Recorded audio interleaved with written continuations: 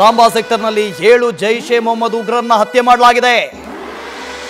ಗಡಿ ದಾಟಿ ನುಸುಳೋದಕ್ಕೆ ಯತ್ನಿಸಿದ್ರು 10 ರಿಂದ 12 ಜನ ಉಗ್ರರು, ಅವರನ್ನು ಕೂಡ ಹೊಡೆದುರುಳಿಸಲಾಗಿದೆ. ಈ ವೇಳೆ 7 ಉಗ್ರರನ್ನ ಹೊಡೆದುರುಳಿಸಿದ್ದಾರೆ ಭದ್ರತಾ ಪಡೆ. ಜೈಷ್ ಎ ಮೊಹಮ್ಮದ್ನ ಉಗ್ರರು ಇವರು. ಸಾಂಬಾ ಸೆಕ್ಟರ್ನಲ್ಲಿ 7 ಜೈಷ್ ಎ ಮೊಹಮ್ಮದ್ ಉಗ್ರರನ್ನ ಹತ್ಯೆ ಮಾಡಲಾಗಿದೆ. ಗಡಿ ದಾಟಿ ಒಳನುಸುಳೋದಕ್ಕೆ 10 ರಿಂದ 12 ಉಗ್ರರು ಯತ್ನ ಮಾಡಿದ್ರು. ಆ ಸಂದರ್ಭದಲ್ಲಿ ಜೈಷ್ ಎ ಮೊಹಮ್ಮದ್ ಉಗ್ರರನ್ನ ಬಿಎಸ್ಎಫ್ ಯೋಧರು ಹೊಡೆದುರುಳಿಸಿದ್ದಾರೆ. ಸಾಂಬಾ ಸೆಕ್ಟರ್ನಲ್ಲಿ 7 ಜೈಷ್ ಎ ಮೊಹಮ್ಮದ್ ಉಗ್ರರನ್ನ ಬಿಎಸ್ಎಫ್ನ ಯೋಧರು ಹೊಡೆದುರುಳಿಸಿದ್ದಾರೆ. ಬಾರ್ಡರ್ ಸೆಕ್ಯೂರಿಟಿ ಫೋರ್ಸ್ನ ಯೋಧರು ಹೊಡೆದುರುಳಿಸಿದ್ದಾರೆ. ಇದನ್ನೇ ಭಾರತ ಹೇಳ್ತಾ ಇದ್ದಿದ್ದು, ನಿಮ್ಮ LOCಯಲ್ಲಿ ನಿಮ್ಮ POKಯಲ್ಲಿ ಉಗ್ರರಿದ್ದಾರೆ, ಅವರನ್ನ ಸದೆ ಬಡೀರಿ ಅಂತ ಹೇಳ್ತಾ ಇತ್ತು ಭಾರತ ಪದೇ ಪದೇ. ಆ ಕೆಲಸ ಮಾಡಿದ್ದಿದ್ರೆ ಇವತ್ತು ಈ ಯುದ್ಧ ಕಾಣೋದಕ್ಕೆ ಸಾಧ್ಯ ಆಗ್ತಾ ಇರಲಿಲ್ಲ. ಪಾಕಿಸ್ತಾನ ಇದನ್ನೆಲ್ಲ ಎದುರಿಸಬೇಕು ಅಂತಿರಲಿಲ್ಲ, ಆದರೆ ಆ ಕೆಲಸ ಮಾಡಲಿಲ್ಲ. ನೋಡಿ, ಇವತ್ತು ಮತ್ತೆ 10 ರಿಂದ 12 ಜನ ಜೈಷ್ ಎ ಮೊಹಮ್ಮದ್ನ ಉಗ್ರರು ಭಾರತದ ಒಳಗಡೆ, ಗಡಿಭಾಗದ ಒಳಗಡೆ ಒಳನುಸುಳುವುದಕ್ಕೆ ಯತ್ನ ಮಾಡಿದ್ರು. ಅವರನ್ನ ಭಾರತದ ಯೋಧರು, BSFನ ಯೋಧರು ಹೊಡೆದುರುಳಿಸಿದ್ದಾರೆ. 10 ರಿಂದ 12 ಜನ ಉಗ್ರರನ್ನ ಹೊಡೆದುರುಳಿಸಿದ್ದಾರೆ. ಇದೇ ಕೆಲಸ ಇನ್ನೂ ಎಷ್ಟು ವರ್ಷ ಮಾಡುತ್ತೋ ಗೊತ್ತಿಲ್ಲ. ಇನ್ನೂ ನಿಲ್ಲಿಸದೆ ಹೋದ್ರೆ ಪರಿಣಾಮ ನೆಟ್ಟಿಗಿರೋದಿಲ್ಲ. ಇವಾಗ ಏನು ಗಮನಿಸ್ತಾ ಇದ್ದೀರಿ, ಇದು ಟ್ರೇಲರ್ ಮಾತ್ರ. ಪಿಕ್ಚರ್ ಅಭಿ ಬಾಕಿ ಹೇ, ಇನ್ನು ಬಹಳಷ್ಟಿದೆ, ಇನ್ನು ನೋಡೋದಕ್ಕೆ ಬಹಳಷ್ಟಿದೆ. ಇಡೀ ಮ್ಯಾಪ್ನಲ್ಲಿ ಪಾಕಿಸ್ತಾನ ಎಲ್ಲಿದೆ ಎಂದು ಹುಡುಕಬೇಕು, ಆ ಥರ ಮಾಡಿ ಬಿಸಾಕ್ತಾರೆ. ಬೇಕಾ ಇದೆಲ್ಲ? ಪಾಕಿಸ್ತಾನಕ್ಕೆ ಹೇಗಾಗಿದೆ ಅಂತ ಹೇಳಿದ್ರೆ, ನಮ್ಮಲ್ಲಿ ಇವಾಗ BSF ಅಂತ ಹೇಳಿದ್ನಲ್ಲ, ನಮ್ಮ ಸೈನ್ಯದ ಎಕ್ಸ್ಟೆನ್ಷನ್ ಅಂತ BSF, CRPF, border security force, paramilitary, ಹೀಗೆ ಇದೆಲ್ಲ ಎಕ್ಸ್ಟೆನ್ಷನ್. ಆದರೆ ಪಾಕಿಸ್ತಾನದ ಮಿಲಿಟರಿಗೆ ಎಕ್ಸ್ಟೆನ್ಷನ್ ಯಾರು ಗೊತ್ತಾ? ಜೈಷ್ ಎ ಮೊಹಮ್ಮದ್, ಲಷ್ಕರ್ ಎ ತೊಯ್ಬಾ, ಹರ್ಕತ್ತುಲ್ ಇಸ್ಲಾಮಿ, ಹರ್ಕತ್ತುಲ್ ಜಿಹಾದಿ, ಇಂಥ ಉಗ್ರ ಸಂಘಟನೆಗಳು. ಈ ಉಗ್ರ ಸಂಘಟನೆಗಳನ್ನು ಸಾಕಿನೇ ನಿಮ್ಮ ಹಣೆ ಬರ ಹೀಗಾಗಿರೋದು. ನೀವು ಯಾಕೆ ಇಂಥದನ್ನು ಎದುರಿಸ್ತಾ ಇದ್ದೀರಿ ಅಂದರೆ ಇದೇ ಕಾರಣಕ್ಕೆ. ಅದನ್ನು ಇನ್ನೂ ಬಿಟ್ಟಿಲ್ವಲ್ಲ. ಅಲ್ಲಿ ಆ ಸಚಿವರೇ ಒಪ್ಕೊಂಡಿದ್ದಾರೆ, ಹೌದು, ಭಾರತ ದಾಳಿ ಮಾಡಿದ್ದು ನಮ್ಮ ಉಗ್ರರ ನೆಲೆಗಳ ಮೇಲೆ, ಟೆರರ್ ಕ್ಯಾಂಪ್ಗಳ ಮೇಲೆ. ಇಷ್ಟು ಒಪ್ಕೊಂಡ ನಂತರವೂ ಕೂಡ ಮಾನ ಮರ್ಯಾದೆ ಬಿಟ್ಬಿಟ್ಟಿದ್ದೀರಿ ಅಂತ ಹೇಳಿದ್ರೆ ಏನು ಹೇಳಬೇಕು ಇಂಥವ್ರಿಗೆ ಉತ್ತರ ಹೇಗೆ? ಇದರಲ್ಲೇ ಉತ್ತರ. ಬಾಂಬ್ಗೆ ಅದಕ್ಕಿಂತ ದೊಡ್ಡ ಬಾಂಬ್ನಿಂದ ಉತ್ತರ, ಮಿಸೈಲ್ಗೆ ಅದಕ್ಕಿಂತ ದೊಡ್ಡ ಮಿಸೈಲ್ನಿಂದ ಉತ್ತರ. ಭಾರತ ಈ ಹಿಂದೆಂದೂ ಕಂಡರಿಯದ ರೀತಿಯಲ್ಲಿ ಮಿಸೈಲ್ ದಾಳಿ, ಡ್ರೋನ್ ದಾಳಿ, ಫೈಟರ್ ಜೆಟ್ಗಳ ಮೂಲಕ ದಾಳಿ, ಎಲ್ಲ ರೀತಿಯಲ್ಲೂ ಕೂಡ ದಾಳಿ ಮಾಡ್ತಾ ಇದೆ. ಅದರ ಜೊತೆಗೆ ನಮ್ಮ ನೌಕಾಸೇನೆ ಕರಾಚಿ ಬಂದರಿನ ಮೇಲೂ ಕೂಡ ದಾಳಿ ಮಾಡಿದೆ. 1971ರ ನಂತರದಲ್ಲಿ ಇದೇ ಮೊದಲ ಬಾರಿ ನಮ್ಮ ನೌಕಾಸೇನೆ ಕರಾಚಿ ಬಂದರಿನ ಮೇಲೆ ನೇರವಾಗಿ ದಾಳಿ ಮಾಡಿರುವುದು. ಜೈಷ್ ಎ ಮೊಹಮ್ಮದ್ ಉಗ್ರ ಸಂಘಟನೆಯ 12 ಜನ ಉಗ್ರರನ್ನು ಈಗಾಗಲೇ ಹೊಡೆದುರುಳಿಸಲಾಗಿದೆ. ಅವರು ಬಾರ್ಡರ್ನ ಒಳಗಡೆ ಬರ್ತಾ ಇದ್ರಂತೆ. ಆ ಹೊತ್ತಿನಲ್ಲಿ ಅವರನ್ನು ಸರ್ವನಾಶ ಮಾಡಿದ್ದಾರೆ. ನೋಡಿ, ಇದು ಪಾಕಿಸ್ತಾನ. ಒಂದು ಕಡೆಯಿಂದ ಯುದ್ಧ ಮಾಡೋದು, ಇನ್ನೊಂದು ಕಡೆ ಉಗ್ರರನ್ನು ಚೂ ಬಿಟ್ಟು ಅಲ್ಲೂ ಕೂಡ ಈ ಕಪಿ ಬುದ್ಧಿ, ನರಿ ಬುದ್ಧಿ, ನಾಯಿ ಬುದ್ಧಿ ಅಂತಂತಾರಲ್ಲ, ಅಂಥ ಬುದ್ಧಿಲಿ ಯುದ್ಧ ಮಾಡೋದು. ಗಡಿ ದಾಟಿ ಒಳನುಸುಳೋದಕ್ಕೆ ಯತ್ನಿಸಿದ್ದಂಥ 10 ರಿಂದ 12 ಜನ ಉಗ್ರರನ್ನು ನಾಶ ಮಾಡಿದ್ದಾರೆ BSFನ ಯೋಧರು. ಈಗಲೂ ಕೂಡ BSFನ ಯೋಧರು, CRPFನ ಯೋಧರು ಕಣ್ಗಾವಲಿಟ್ಟಿದ್ದಾರೆ. ಸಂಪೂರ್ಣವಾಗಿ ಪಾಕಿಸ್ತಾನದ ಗಡಿ ಭಾಗದಲ್ಲಿ ಯೋಧರು ಸರ್ಪಗಾವಲನ್ನು ಹಾಕಿದ್ದಾರೆ. ಯಾರೂ ಒಳನುಸುಳುವುದಕ್ಕೆ ಸಾಧ್ಯನೇ ಇಲ್ಲ. ಅಂಥ ರೀತಿಯಲ್ಲಿ ಹೈ ಅಲರ್ಟ್ ಇದೆ. ಅದರ ಮಧ್ಯೆಯೂ ಕೂಡ 10 ರಿಂದ 12 ಜನ ಉಗ್ರರು ಒಳನುಸುಳುವುದಕ್ಕೆ ಯತ್ನಿಸಿದ್ರು. ಅವರನ್ನ ಟಾರ್ಗೆಟ್ ಮಾಡಿ ಖಲಾಸ್ ಮಾಡಿದ್ದಾರೆ. ಪಾಕಿಸ್ತಾನದಾದ್ಯಂತ ಸೈರನ್ನೇ ಸೈರನ್. ಈ ಸೈರನ್ನ ಸೌಂಡ್ ಬಿಟ್ಟು ಬೇರೆ ಯಾವ ಸದ್ದು ಕೂಡ ಕೇಳಿಸ್ತಾ ಇಲ್ಲ. ಯಾಕೆ ಅಂದರೆ ಪಾಕಿಸ್ತಾನದ ಬೇರೆ ಎಲ್ಲ ನಗರಗಳು, ಪ್ರತಿಯೊಂದು ನಗರಗಳು ಕೂಡ ಟಾರ್ಗೆಟ್ ಆಗಿದ್ದಾವೆ. ಭಾರತದ ಟಾರ್ಗೆಟ್ ಲಿಸ್ಟ್ನಲ್ಲಿದೆ, ಭಾರತದ ಟಾರ್ಗೆಟ್ ರೇಂಜ್ನಲ್ಲಿದೆ. ನೋಡಿ, ಶ್ರೀನಗರದಿಂದ ಇಸ್ಲಾಮಾಬಾದ್ಗೆ ಇರೋದು 305 ಕಿಲೋಮೀಟರ್. ನಮ್ಮ ಒಂದೊಂದು ಮಿಸೈಲ್ಗಳ ರೇಂಜ್ ಇರೋದು 550 ಕಿಲೋಮೀಟರ್. ಎಲ್ಲಿಗೆ ಬೇಕಾದರೂ ಹೋಗಿ ಹೊಡಿಬೋದು, ಎಲ್ಲಿಗೆ ಬೇಕಾದರೂ ಹೋಗಿ ನುಗ್ಗಿ ಹೊಡಿಬೋದು. ಅಮೃತಸರದಿಂದ ಲಾಹೋರ್ಗಿರೋದು ಬರೀ 57 ಕಿಲೋಮೀಟರ್ ಮಾತ್ರ. ಈಗಾಗಲೇ ಲಾಹೋರ್ನ ಮೇಲೆ ಭಾರತ ದಾಳಿ ಮಾಡುವಾಗಿದೆ. ಅರೇಬಿಯನ್ ಸಿ, ನಮ್ಮ INS ವಿಕ್ರಾಂತ್ ಇದೆಯಲ್ಲ, ಅಲ್ಲಿಂದ ಕರಾಚಿಗಿರೋದು ಬರೀ 40 ರಿಂದ 50 ಕಿಲೋಮೀಟರ್ ಮಾತ್ರ. ಅದು ಕೂಡ ಟಾರ್ಗೆಟ್ ಲಿಸ್ಟ್ನಲ್ಲಿದೆ. ಹಾಗಾಗಿ ಇಡೀ ಪಾಕಿಸ್ತಾನದಲ್ಲಿ ಸೈರನ್ ಸೌಂಡ್ ಬಿಟ್ಟು ಬೇರೆ ಯಾವ ಸದ್ದು ಕೂಡ ಕೇಳಿಸ್ತಾ ಇಲ್ಲ. ಇನ್ನೊಂದು ಕಡೆಯಿಂದ ಭಾರತದ ಒಳಗಡೆ ಉಗ್ರರನ್ನ ಕಳಿಸೋದಕ್ಕೆ ಮತ್ತೊಮ್ಮೆ ಪ್ರಯತ್ನ ಪಡ್ತು ಪಾಕಿಸ್ತಾನ. ಜೈಷೆ ಮೊಹಮ್ಮದ್ನ 10 ರಿಂದ 12 ಉಗ್ರರು ಭಾರತದ ಗಡಿಯನ್ನ ನುಸುಳಿ ಬರೋದಕ್ಕೆ ಪ್ರಯತ್ನ ಪಟ್ಟರು. ಅದರಲ್ಲಿ 7 ಉಗ್ರರನ್ನ ಭಾರತೀಯ ಸೇನೆ ಹೊಡೆದುರುಳಿಸಿದೆ. ಇನ್ನೂ ಎಲ್ಲೆಲ್ಲಿಂದ ನುಗ್ಸೋದಕ್ಕೆ ಪ್ರಯತ್ನ ಪಡ್ತಾರೋ ಗೊತ್ತಿಲ್ಲ. ನೇರವಾಗಿ ಯುದ್ಧ ಮಾಡೋದಕ್ಕೆ ಬರೋದಿಲ್ಲ. ನೇರವಾಗಿ ಯುದ್ಧ ಮಾಡಿದ್ರೆ ಈ ಥರದ ಪರಿಸ್ಥಿತಿ. ಗೊತ್ತಿರೋದು ಒಂದೇ, ಉಗ್ರರನ್ನ ಚೂ ಬಿಡೋದು, ಆ ಮೂಲಕ ಯುದ್ಧ ಮಾಡೋದು.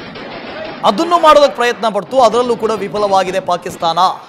ಮುಂದಿನ ಹೆಜ್ಜೆ ಏನು ಅಂತ ಗೊತ್ತಿಲ್ಲ. ನಿನ್ನೆ ಪಾಕಿಸ್ತಾನದ ರಕ್ಷಣಾ ಅಧಿಕಾರಿಯೊಬ್ಬರು ಮಾತಾಡ್ತಾ ಇದ್ದಿದ್ದನ್ನು ಕೇಳ್ತಾ ಇದ್ದೆ. ಅವರು ಹೇಳ್ತಾ ಇದ್ರು, ನೋಡಿ ಇಷ್ಟಿಷ್ಟೆಲ್ಲ ಡ್ಯಾಮೇಜ್ ಆಗಿದೆ, ನಾವು ಇಷ್ಟಿಷ್ಟೆಲ್ಲ ಡ್ಯಾಮೇಜ್ ಮಾಡಿದ್ದೀವಿ, ಎಂತೆಂಥ ಕ್ಯಾಶುವಲ್ಟಿ ಆಗಿದೆ, ಈಗಲಾದರೂ ಶಾಂತಿಯ ಬಗ್ಗೆ ಮಾತಾಡೋಣ, ಶಾಂತಿ ಅಮಲ್ ಚಾಹಿಯೇ ಅಂತ ಹೇಳ್ತಾ ಇದ್ರು. ಯಾವ ಶಾಂತಿ ಇವಾಗ ನೆನಪಾದ್ರೂ ಗೊತ್ತಿಲ್ಲ. ಇವತ್ತಿನವರೆಗೆ ಇಲ್ಲದೆ ಇರುವಂಥ ಶಾಂತಿ ಇವಾಗ ಶುರುವಾಗಿದೆ. ಎಂಥ ಪರಿಸ್ಥಿತಿ ನೋಡಿ. ಇದನ್ನು ಮೊದಲೇ ಯೋಚನೆ ಮಾಡಿದ್ದಿದ್ರೆ ಪಾಕಿಸ್ತಾನ ಇಷ್ಟೆಲ್ಲ ಆಗ್ತಾನೆ ಇರಲಿಲ್ಲ. ನೋಡಿ, ಆಪರೇಷನ್ ಸಿಂಧೂರು 3.0 ಪಾಕಿಸ್ತಾನದ 16 ನಗರಗಳಲ್ಲಿ ದಾಳಿ ಮಾಡಿರೋದು.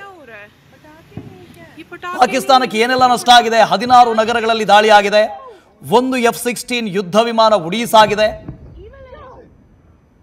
2 JF-17 ಯುದ್ಧ ವಿಮಾನ ಉಡೀಸಾಗಿದೆ. ಒಟ್ಟು 5 ಯುದ್ಧ ವಿಮಾನಗಳು ಉಡೀಸಾಗಿದ್ದಾವೆ. 5 ಏರ್ ಡಿಫೆನ್ಸ್ ಸಿಸ್ಟಮ್ಗಳನ್ನು ಧ್ವಂಸ ಮಾಡಲಾಗಿದೆ. ಅದು ಕೂಡ ಪ್ರಮುಖ ನಗರಗಳಲ್ಲಿದ್ದಂಥ ಏರ್ ಡಿಫೆನ್ಸ್ ಸಿಸ್ಟಮ್ಗಳು, ಅದನ್ನು ಧ್ವಂಸ ಮಾಡಲಾಗಿದೆ. ಒಟ್ಟು 16 ನಗರಗಳಲ್ಲಿ ದಾಳಿಯಾಗಿರೋದು. ಭಾರತ ಆಪರೇಷನ್ ಸಿಂಧೂರ್ ಆರಂಭ ಮಾಡುವಾಗ ಯಾವುದೇ ನಗರವನ್ನು ಟಾರ್ಗೆಟ್ ಮಾಡಿರಲಿಲ್ಲ. ಕೇವಲ ಉಗ್ರ ನೆಲೆಗಳನ್ನು ಮಾತ್ರ ಟಾರ್ಗೆಟ್ ಮಾಡಿತ್ತು. ಇದನ್ನು ಹೇಳಿತ್ತು ಕೂಡ ಭಾರತ, ಇಡೀ ವಿಶ್ವಕ್ಕೆ ಹೇಳಿತ್ತು, ನಾವು ರಿಟ್ಯಾಲಿಯೇಷನ್ ಮಾಡ್ತಾ ಇದ್ದೀವಿ, ಪ್ರತಿದಾಳಿ ಮಾಡ್ತಾ ಇದ್ದೀವಿ. ಯಾರ ವಿರುದ್ಧ? ಉಗ್ರರ ವಿರುದ್ಧ ಮಾತ್ರ. ಪಾಕಿಸ್ತಾನದ ವಿರುದ್ಧ ನಮ್ಮ ದಾಳಿ ಅಲ್ಲ, ಪಾಕಿಸ್ತಾನದ ವಿರುದ್ಧ ನಮ್ಮ ಯುದ್ಧ ಅಲ್ಲ ಅಂತಲೇ ಹೇಳಿತ್ತು. ಆದರೆ ಪಾಕಿಸ್ತಾನ ಮಾಡ್ತಾ ಇರೋದೇನು? ಪಾಕಿಸ್ತಾನ ಮಾಡಿದ್ದೇನು? ಭಾರತದ ಮೇಲೆ, ಅದು ಜಮ್ಮುವಿನ ಮೇಲೆ, ಅಲ್ಲಿರುವಂಥ ನಾಗರಿಕರ ಮೇಲೆ ಶೆಲ್ ದಾಳಿ ಮಾಡ್ತು. 14 ಜನ ನಾಗರಿಕರು ಸತ್ತು ಹೋದ್ರು, ಪ್ರಾಣ ಕಳ್ಕೊಂಡ್ರು. ಈಗ ಬಿಡಬೇಕಾ ಭಾರತ? 16 ನಗರಗಳ ಮೇಲೆ, ಪಾಕಿಸ್ತಾನದ 16 ನಗರಗಳ ಮೇಲೆ, ಅದು ಕೂಡ ಪಾಕಿಸ್ತಾನದ ಹಾರ್ಟ್ ಆಫ್ ದಿ ಸಿಟಿ. ಎಲ್ಲಾನು ಇಸ್ಲಾಮಾಬಾದ್ ಆಗಿರ್ಬೋದು, ಕರಾಚಿ ಆಗಿರ್ಬೋದು, ಲಾಹೋರ್ ಆಗಿರ್ಬೋದು, ಅಲ್ಲಿಯ ಪ್ರಮುಖ ಭಾಗಗಳ ಮೇಲೆ ದಾಳಿ ಮಾಡಿರೋದು. ರಾವಲ್ಪಿಂಡಿ ಮೇಲೆ ದಾಳಿ ಆಗಿದೆ. ಪ್ರಮುಖವಾದಂಥ ಸೇನಾ ನೆಲೆ ಅದು, ಸೇನಾ ಹೆಡ್ ಕ್ವಾರ್ಟರ್ಸ್ ಅದು, ಅದರ ಮೇಲೆ ದಾಳಿ ಆಗಿದೆ. ಸೊ ಭಾರತ ಈಗ ಟಾರ್ಗೆಟ್ ಮಾಡ್ತಿರೋದು ಪಾಕಿಸ್ತಾನದ ನಗರಗಳು, ಪಾಕಿಸ್ತಾನದ ಮಿಲಿಟರಿ ಬೇಸ್, ಇದೆಲ್ಲದರ ಮೇಲೆಯೂ ಕೂಡ ಭಾರತ ಟಾರ್ಗೆಟ್ ಮಾಡಿದೆ. ಸಾಕಷ್ಟು ನಷ್ಟ ಆಗಿದೆ ಪಾಕಿಸ್ತಾನಕ್ಕೆ. ಈಗ ಆಪರೇಷನ್ ಸಿಂಧೂರು 3.0, ಮುಂದೆ ಇದು 4.0, 5.0 ಎಲ್ಲಿವರೆಗೆ ಹೋಗುತ್ತೆ ಎಂದು ಗೊತ್ತಿಲ್ಲ. 50 ಮಿಸೈಲ್ಗಳನ್ನು ಫಿನಿಶ್ ಮಾಡಲಾಗಿದೆ. ಒಟ್ಟು 50 ಮಿಸೈಲ್ಗಳನ್ನು ಫಿನಿಶ್ ಮಾಡಲಾಗಿದೆ. 60 ಡ್ರೋನ್ಗಳು ಡಮಾರ್ ಆಗಿದ್ದಾವೆ. ಭಾರತ ಡ್ರೋನ್ ದಾಳಿ ಮಾಡ್ತಾ ಇದ್ದಂತೆ ನಮ್ಮದೂ ಡ್ರೋನ್ ಇದೆ ಅಂತ ಹಾರಿಸೋದು. 60 ಡ್ರೋನ್ಗಳನ್ನು ಡಮಾರ್ ಮಾಡಿದೆ. ಒಂದು ಸರ್ವಿಲೆನ್ಸ್ ವಿಮಾನ, ಅದನ್ನು ಕೂಡ ಫಿನಿಶ್ ಮಾಡಲಾಗಿದೆ. ಇನ್ನು ಏರ್ಬೋರ್ನ್ ವಾರ್ನಿಂಗ್ ಕಂಟ್ರೋಲ್ ಸಿಸ್ಟಮ್, ಇದನ್ನೂ ಕೂಡ ಭಾರತ ನಷ್ಟ ಮಾಡಿದೆ. ಅವರ ಎಲ್ಲ ಏರ್ ಡಿಫೆನ್ಸ್ ಸಿಸ್ಟಮ್ ಕೊಲ್ಯಾಪ್ಸ್ ಆಗಿದೆ, ಡಿಸ್ಮ್ಯಾಂಟಲ್ ಆಗಿದೆ, ಸರ್ವನಾಶವಾಗಿ ಹೋಗಿದೆ. ಇಷ್ಟೊಂದು ದೊಡ್ಡ ಮಟ್ಟಿಗೆ ಭಾರತ ಪಾಕಿಸ್ತಾನಕ್ಕೆ ಹೊಡೆತ ಕೊಟ್ಟಿದೆ, ನಷ್ಟ ಮಾಡಿದೆ. ಪಾಕಿಸ್ತಾನವೂ ಕೂಡ ಇದನ್ನು ಅಂದ್ಕೊಂಡಿರಲಿಲ್ಲ. ಈ ದೊಡ್ಡ ಮಟ್ಟಿಗೆ ದಾಳಿ ಆಗುತ್ತೆ ಅಂತ ಅವರು ಅಂದ್ಕೊಂಡಿರಲಿಲ್ಲ. ಸರ್ಜಿಕಲ್ ಸ್ಟ್ರೈಕ್ ಆಗ್ಬೋದೇನೋ ಅಂತ ಅಂದ್ಕೊಂಡ್ರು, ಅಥವಾ ಒಂದೆರಡು ಉಗ್ರರ ನೆಲೆಗಳ ಮೇಲೆ ದಾಳಿ ಆಗ್ಬೋದು ಅಂತ ಅಂದ್ಕೊಂಡ್ರು. ಆದರೆ ಆಗ್ತಾ ಇರೋದೇ ಬೇರೆ. ಗೊತ್ತಿಲ್ಲ ಈ ಪಾಕಿಸ್ತಾನದ ಪ್ರಧಾನಿ ಎಲ್ಲಿ ಹೋಗಿದಾರೋ ಗೊತ್ತಿಲ್ಲ. ಅವರ ಮನೆಯ ಮುಂದ್ಗಡೆನೇ ದಾಳಿ ಆಗಿದೆಯಂತೆ. ಮನೆಯಿಂದ ಒಂದು 200 ಮೀಟರ್ ದೂರಕ್ಕೆ ಭಾರತದ ಮಿಸೈಲ್ ಹೋಗಿ ಬಿದ್ದಿದೆ. ಇನ್ನು ಅಲ್ಲಿರುವಂಥ ಸೇನಾ ಮುಖ್ಯಸ್ಥ ಮಹಾರಾಯ ಶುರು ಮಾಡಿದಂಥವ್ರು ಅವರೇ, ಎಲ್ಲಿ ಹೋಗಿ ಅವತುಕೊಂಡಿದ್ದಾರೋ ಗೊತ್ತಿಲ್ಲ.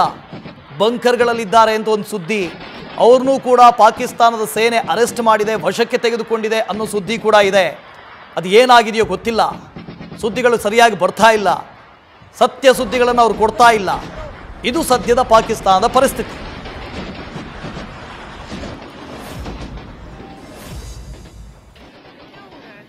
ಎಲ್ಲ ದೃಶ್ಯಗಳಲ್ಲಿ ಗಮನಿಸ್ತಾ ಇದ್ದೀರಿ. ದಾಳಿ 1, ದಾಳಿ 2, ದಾಳಿ 3, ದಾಳಿ 4. ಪಾಕಿಸ್ತಾನದ ನಗರಗಳ ಮೇಲೆ ಭಾರತ ಮಾಡಿರುವಂತಹ ದಾಳಿ. ಭಾರತ ಡ್ರೋನ್ ದಾಳಿಯನ್ನು ಮಾಡಿದೆ, ಮಿಸೈಲ್ ದಾಳಿಯನ್ನು ಮಾಡಿದೆ, ಫೈಟರ್ ಜೆಟ್ಗಳನ್ನು ಹಾರಿಸಿ ತನ್ಮೂಲಕ ಮಿಸೈಲ್ಗಳನ್ನು ರವಾನೆ ಮಾಡಿ ಅಲ್ಲೂ ಕೂಡ ದಾಳಿ ಮಾಡಿದೆ. ಅದು ಪಾಕಿಸ್ತಾನದ ಎಲ್ಲ ಸಿಟಿಗಳ ಮೇಲೆ, ನಗರಗಳ ಮೇಲೆ ಟಾರ್ಗೆಟ್ ಮಾಡಿಕೊಂಡು ಮಾಡಿರುವಂಥ ದಾಳಿ.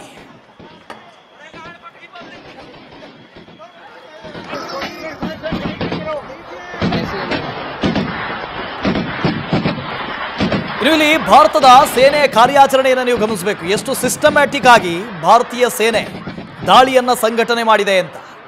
ಒಂದು ಕಡೆ INS ವಿಕ್ರಾಂತ್, ಇದನ್ನು ಕೂಡ ಭಾರತದ ನೇವಲ್ ಡಿಪಾರ್ಟ್ಮೆಂಟ್ನಿಂದ ಅದನ್ನು ಅರಬ್ಬಿ ಸಮುದ್ರದಲ್ಲಿ ಇರಿಸಿ ಕರಾಚಿ ಬಂದರಿನ ಮೇಲೆ ನಾವು ದಾಳಿ ಮಾಡ್ತೀವಿ ಅಂಥೇಳಿ ಮೊದಲೇ ಇಂಡಿಕೇಶನ್ ಅನ್ನು ಕೊಟ್ಟಿತ್ತು.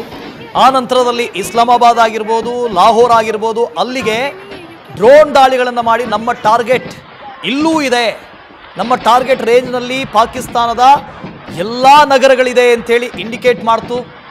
ಆದರೆ ಪಾಕಿಸ್ತಾನ ಮಾಡ್ತಾ ಇರೋದೇನು, ದಿಕ್ಕೆಟ್ಟು ಹೋಗಿದೆ. ಯಾವ ರೀತಿ ಯುದ್ಧ ಮಾಡಬೇಕು ಅಂತಲೇ ಗೊತ್ತಾಗ್ತಾ ಇಲ್ಲ. ಎಲ್ಲೋ ಒಂದೆರಡು ಶೆಲ್ ದಾಳಿಗಳನ್ನು ಮಾಡ್ತು, ಡ್ರೋನ್ಗಳನ್ನು ಹಾರಿಸ್ತು, ಮಿಸೈಲ್ಗಳನ್ನು ಹಾರಿಸ್ತು, ಅವೆಲ್ಲವೂ ಕೂಡ ಭಗ್ನವಾದವು. ಅದಾದ ನಂತರ ಏನು ಮಾಡಬೇಕು ಅಂತ ಗೊತ್ತಾಗದೆ ಶಾಂತಿ ಶಾಂತಿ ಶಾಂತಿ, ಅಮನ್ ಅಮನ್ ಅಮನ್ ಅಂತ ಹೇಳ್ತಾ ಇದೆ. ನೋಡಿ, ಉರಿಯಲ್ಲಿ ನಾಗರಿಕರನ್ನ ಟಾರ್ಗೆಟ್ ಮಾಡಿ ಪಾಕಿಸ್ತಾನ ನಡೆಸಿದ್ದಂಥ ದಾಳಿ, ನಾಗರಿಕರನ್ನ ಟಾರ್ಗೆಟ್ ಮಾಡಿ. ಭಾರತ ಯಾವತ್ತೂ ನಾಗರಿಕರನ್ನ ಟಾರ್ಗೆಟ್ ಮಾಡಿರಲಿಲ್ಲ.